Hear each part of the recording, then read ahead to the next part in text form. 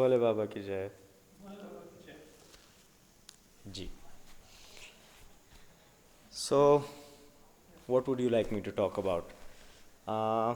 मेरा थोड़ा actually my experience in Babaji's grace has been very unique, and my family has been a part of the Hedakhandi Samaj since the time of my birth, which is almost about over 30 years ago. And my experience has been very, very unique, like I said, because since the time of my birth, I was a very complicated case, and we came into Babaji's grace thanks to Dr. Lal and his mother, Auntie Lal. So, my family, being a family of army officers and traveling the world. So my dad used to be posted in Ranikhet, and before my birth, they had seen Babaji crossing down towards Haldwani in passing. But when I was to be born, doctors said that I probably wouldn't make it. I was a premature child.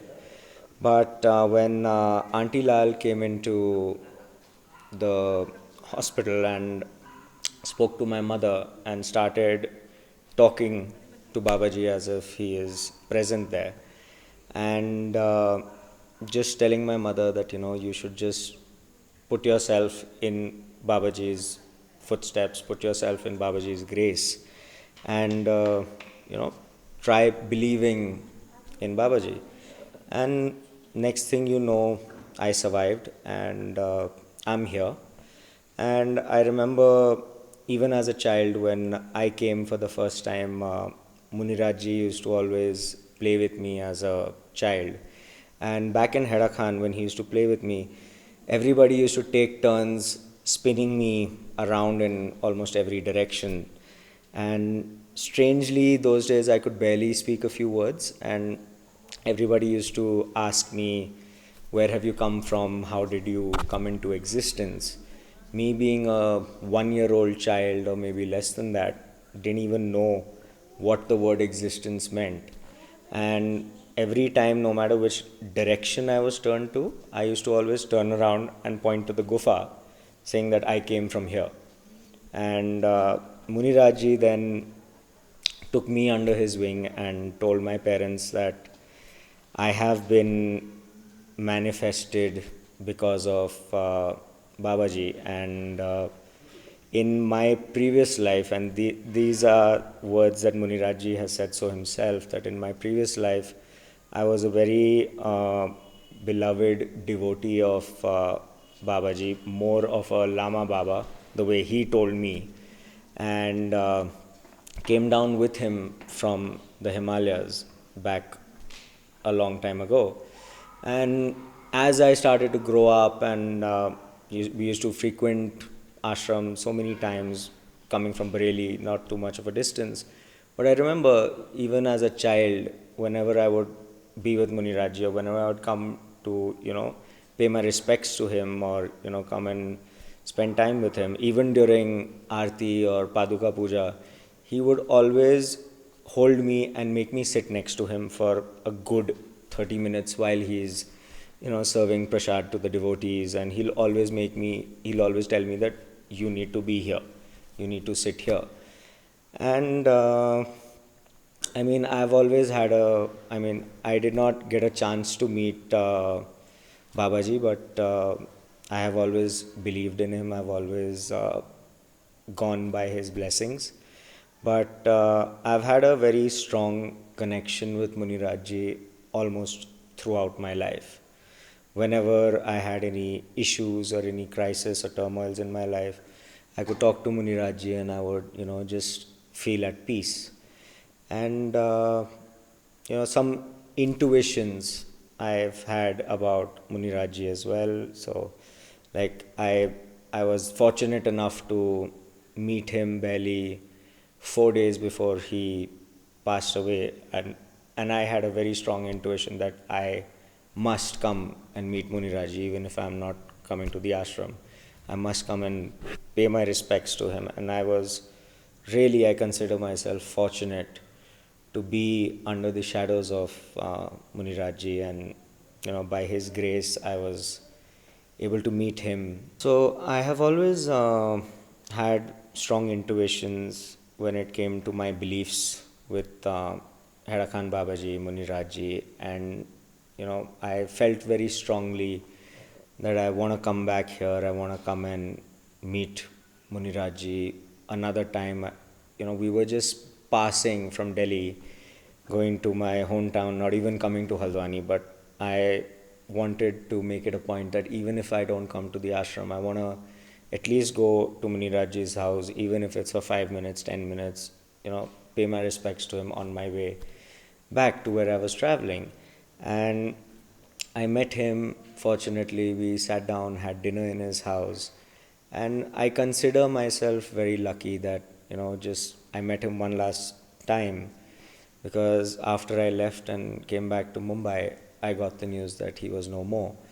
And I consider myself very fortunate. I mean, whether it's intuition, whether it's divine energy, I can't say for sure. But I feel very conscious about Babaji, about Munirajji, even till today. And I've always had a very strong connect with Heda Khan and Heda Khandi Samaj. And even though today I'm coming after many years, I still feel going back to the same, conscious space as I did the last time I was here. And I'll always be a part of this Samaj. See, the way I look at it, mythology, in my opinion, is science that we cannot explain. Okay, to be very frank, everything is scientific. Okay, scholars in the Satyuga era have predicted things, which at that time we found it to be, unfathomable. But today we're able to understand that because we have found a new way of understanding scientifically. Whereas back then, so it's the same thing. Like if you turn back to the 18th century, could people have predicted, flying cars? Today we're on the verge of making flying cars. So mythology, in my opinion, is basically science that one cannot explain. But it is, life is about finding a balance between, whatever you're doing, be it science or professionalism, and also a balance of the divine. We have to find a balance of energies, be it manifested energies in the world or energy within. We have to find that balance amongst ourselves. I would say, follow Babaji's simple 3 words of truth, simplicity, and love, and practice your Karam Yoga. We are here because we were able to probably make it. A lot of the devotees come from far and wide, and due to the COVID pandemic, we feel ourselves far from Babaji and his divine energy. But Babaji and his divine energy is actually infinite. It's all over the world. And I would just say, practice Karam Yoga. You are all a part of this society, a part of this Samaj. And no matter where in the world you are, your presence will always be felt in this ashram, and the ashram's presence will always be felt within you. So look deep within yourselves, and you will feel yourself being present with Babaji. Whenever I have to chant, I just take this Rudraksh Mala which Munirajji had given me, so I still kept it, and I use this to do my jap. And I may not do it for a good 45 minutes or 1 hour, even if 10 minutes, I just practice silent sitting and just say the words Om Namah Shivaya. Life becomes more fruitful for me. What's next with Siddharth Chopra? Being busy doing a lot of web content sourcing in terms of projects. We're looking at doing a lot of content sourcing for Netflix, Amazon, OTT, because this is now the new norm. With theaters, and due to the pandemic, people will still feel vulnerable going to watch their favorite shows, we want to try and bring their favorite shows and contents to the convenience of their homes. Om Namah Shivaya, Bhole Baba Ki Jai.